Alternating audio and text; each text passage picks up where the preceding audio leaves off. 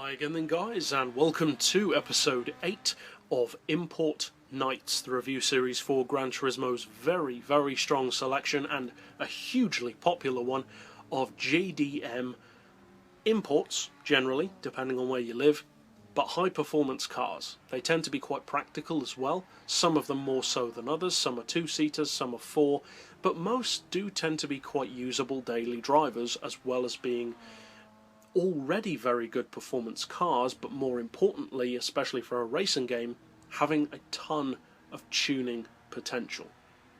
Now this particular car is known for one thing, probably more than anything else, from what I've seen and heard at least, and that is drifting.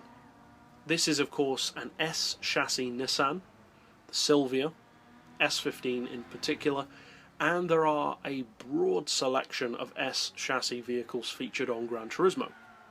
You've got your 180SX, your 200SX, your 240SX, your Cel80, your Silvias, S13s, S14s, S15s. There's loads of them.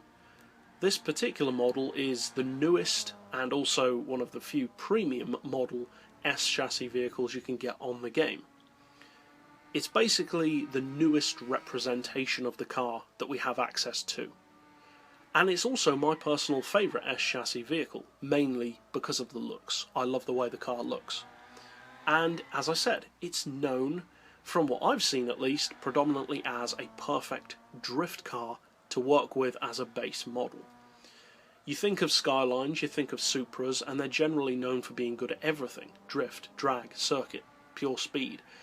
Some, though, tend to be more specialist vehicles, such as this car, which tends to be thought of by far mostly as a drifter, rather than for its top speed, for its drag potential, or even for its circuit racing ability.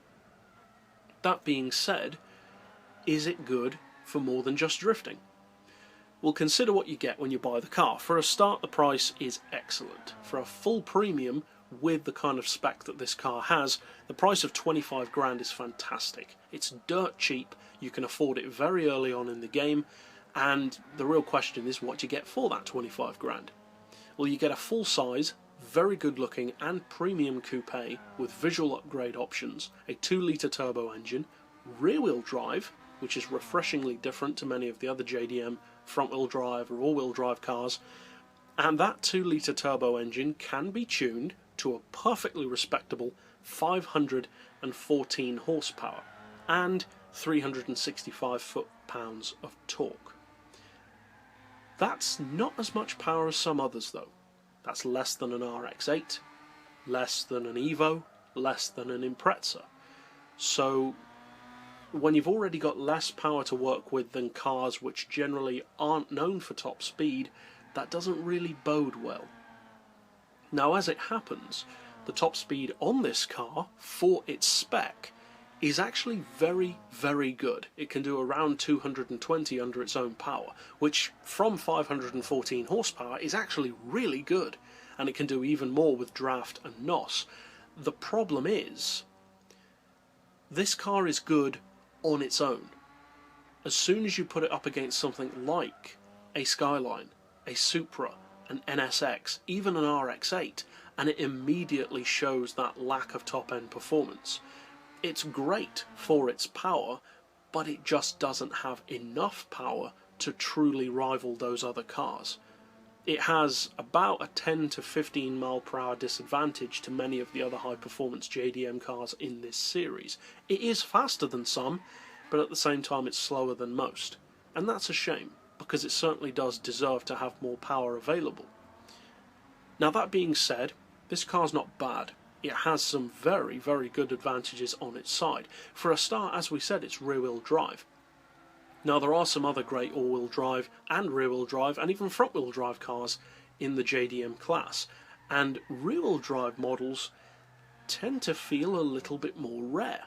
There are, of course, some. You've got your RX-7, your RX-8, your Supra, but not as many.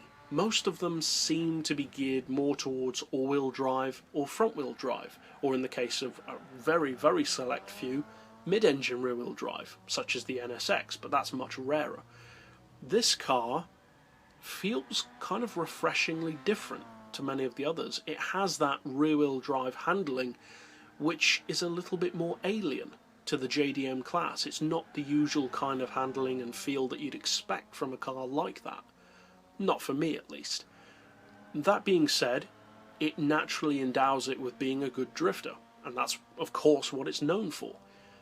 However, that also gives it a potentially big advantage for being a track car, because as great as front-wheel drive and all-wheel drive cars are around the track, rear-wheel drive is generally a better layout to work with for making a road-based track car.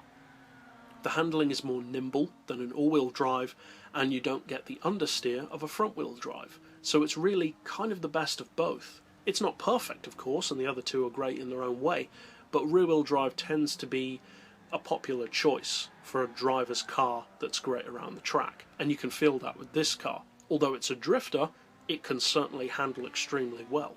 Another advantage, a very, very significant one, is the weight.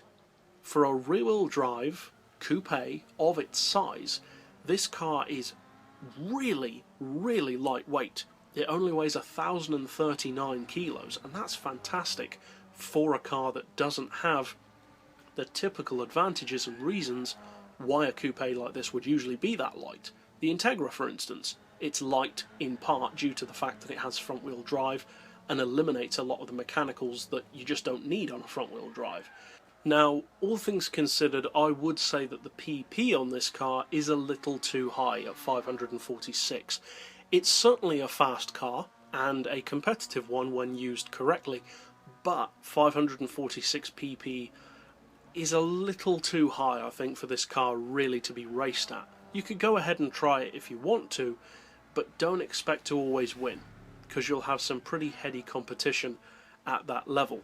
Now, it puts out just under 500 horsepower per tonne, which is very respectable, and overall, if you haven't checked out the S15, maybe as more than just a drift car, then it is worth a look, because it makes a good top speed car for its power, but be wary of that, and especially though, a great circuit racer.